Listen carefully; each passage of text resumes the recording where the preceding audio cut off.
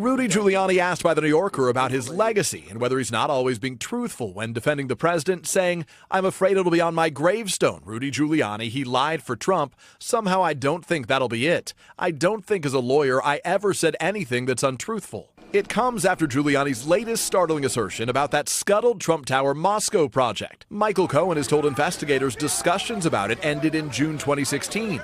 Giuliani on Sunday suggesting they may have lasted longer. The president can remember having conversations with him about it. Throughout 2016? Yeah, probably could be up to as far as October, November. Then Giuliani in the New York Times quoting the president telling him the discussions were going on from the day I announced to the day I won. That's not what candidate Trump said at the time. They said maybe Donald Trump is involved in projects with the Russians. The answer is no.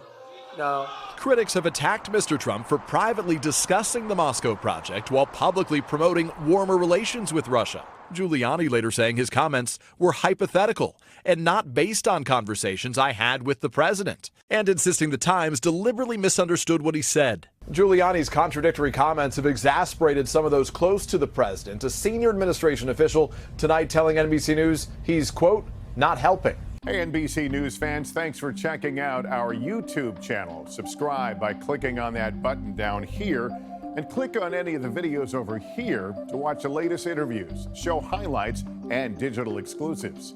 Thanks for watching.